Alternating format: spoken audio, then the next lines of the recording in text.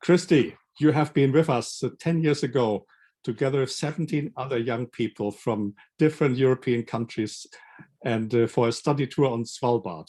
This was an exciting project which was supported by the European Union, and you have been publishing even a book after that. And so my question is, how did this tour influence your further life or decisions you took? Brilliant. Yeah, thanks, Peter. And yeah, privileged to be here today, 10 years almost to the week that we left for Svalbard. So very poignant. So yeah, so that trip, along with my first experience to Antarctica with students on ice as an undergraduate, both of those experiences really ignited my passion for the polar regions. And from them, I learned a lot about nature. And I learned to kind of respect humans and how we fit within the world's ecosystem. And so for me, those trips, I guess they didn't just change my life, but they gave me a purpose for it. And that purpose really is that if we protect the polar regions, we really do protect our planet. And so that led on to my career, which now is in academia, and I look at environmental psychology and really what that means in terms of how people think and how people act towards the environment, but in the context of tourism. So I really focus on what we call last chance tourism. And so that is people's perceptions of traveling to perhaps see things such as species that are endangered, or landscapes that might be disappearing, such as the Maldives, glaciers, or areas such as the Great Barrier Reef. And my work really looks at those in two key areas. The first is thinking about how tourism experiences can link to conservation philanthropy, and what and when do tourists donate to conservation when they travel? Do they donate more during an experience or after an experience, as an example? And the second half of my PhD and moving forward, my work really looks at how people connect with nature during these types of travel experiences. What is it? Is it the learning? Is it being able to absorb the environment that they're in through activities that perhaps they already do? And these are particular art forms or physical activity. And really then therefore working with tour operators to be able to make changes in itineraries to be able to influence their trips to enable people to connect with the environments and the places that they're visiting. Great. And do you still are in contact with your colleagues from that time, 10 years ago? Yeah, very much so. Some other areas which have been influenced by that trip? Definitely, yes. I don't think I'm alone in that fact. And so you mentioned the book that that we produced as a result of that trip. And so that was a combination of Luca, who I met on the trip, and he's a photographer. So he was taking pictures and capturing the experiences that we were having in Svalbard visually. And I was taking note of how people were reacting and the words that were being said. And so what we did with that book was kind of combine those two things together. And it looks on the outside as a photography and quotes book. But hopefully our aim of that was to go one step further and really to have a book that enables people to understand some of the experts and some of the science behind it. And so, as you said, I think there were 17 of us young scientists on this trip. And so at the end of that book, each of us have a profile of what our research is all about and how we continue to do that ever since. And so the idea of this book was that people could read it, be inspired by perhaps one of our subjects, and then learn more about it or to contact us. And so, yes, I am in touch still with Luca. We actually met up in Croatia a couple of years ago, and he was just launching his second book, which is called 1 degree Celsius, Rising Stories from the Front Lines of Climate Change. And actually some of the photography and work from our Arctic trip is still in that book. So I'm still in touch with him. and a few others too. And actually in a couple of weeks' time, we are having a 10-year anniversary online event and reunion. So I'm really looking forward to that, to seeing what some of the others have been up to too, and reigniting and seeing what can come from our reunion. Yes, it was really inspiring also for me to see how enthusiastic all the young people have been experiencing that event, and then afterwards were engaged so much in different fields of environment. You yourself are now an academic teacher, and you are involved in what you call tourism psychology. Maybe you can tell us what you think can trigger actually tourists to get interested and support conservation. Yeah, sure. So as I said, I'm a lecturer now at the University of Surrey here in the UK, and my work is environmental psychology theoretically based, but in the context of tourism. And so I really look at how you can ignite travel experiences to get people to support conservation. And so I guess I'll just share a few tips. One of those is don't assume, I guess, education and science and facts are for everyone.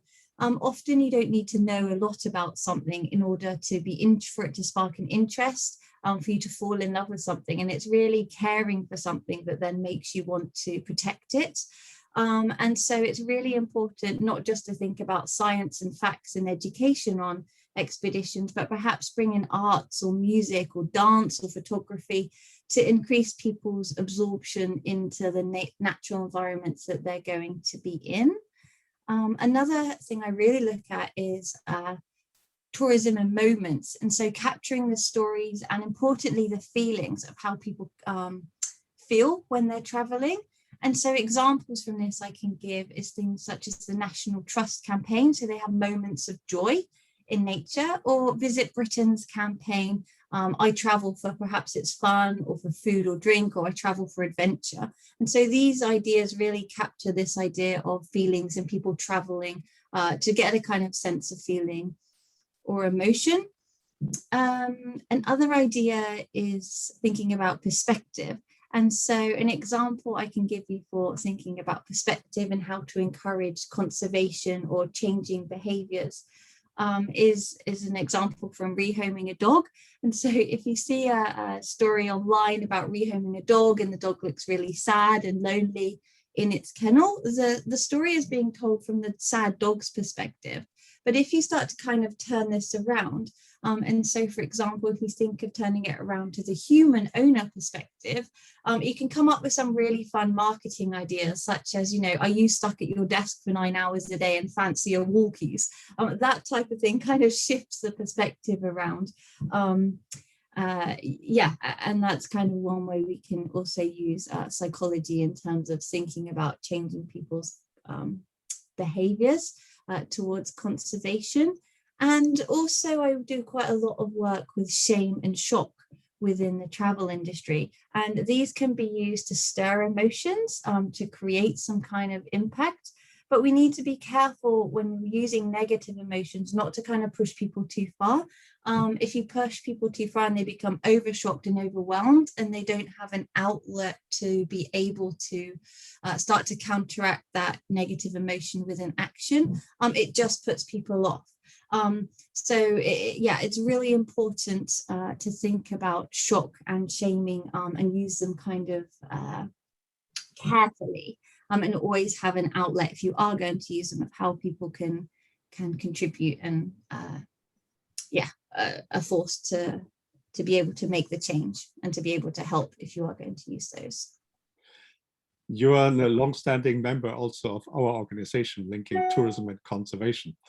What do you think can be your own role to make our international network further growing and being really influential, having really an impact that the global network of protected areas is growing? Yeah, definitely. I found the network hugely helpful over the years, and still do. And I believe it's the network, and it's a network of passionate people that it brings together.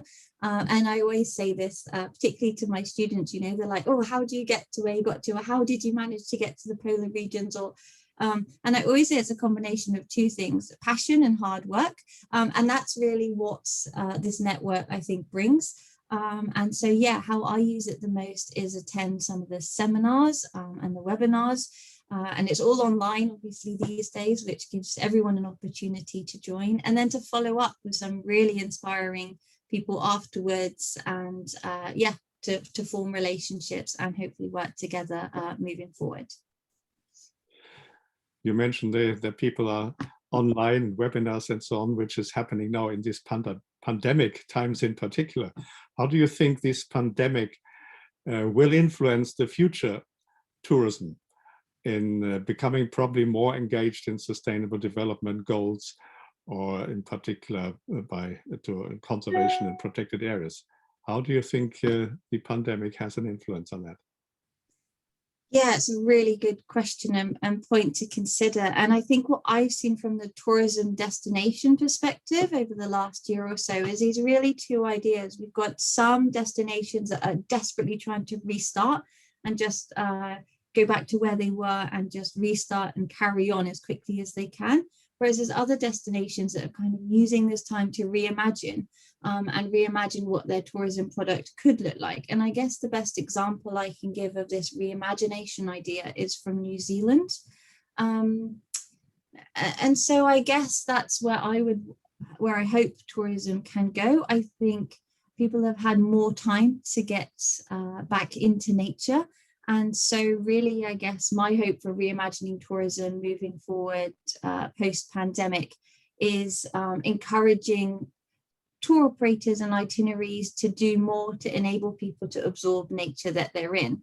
So, for example, doing more than just seeing things when tourists are traveling, such as, you know, doing a beach clean or getting involved in citizen science can be really powerful tools, rather than just, you know, sitting in a safari vehicle and looking at something. Actually getting involved will give you a much greater sense of place of where you're at and a deeper sense and connection to nature. I guess be demanding as well. If you are in a hotel and there's no recycling facilities, then say so. And, you know, in using the consumer power that you have to make change, and everybody can do that in whatever way it is. And also, I always think when we're talking about linking tourism and conservation, we must remember wild animals, and the clue's always in the title here.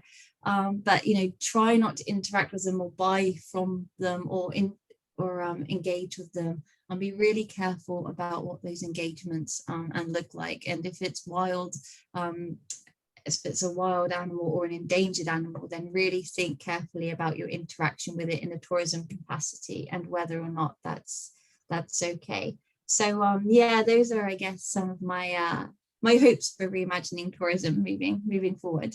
Yes, it will be very exciting to see how that will happening. We keep also be very optimistic about that. And I look very much forward to our meeting, which we have soon, celebrating the 10-year anniversary of our trip to Svalbard. So nice to hear from you.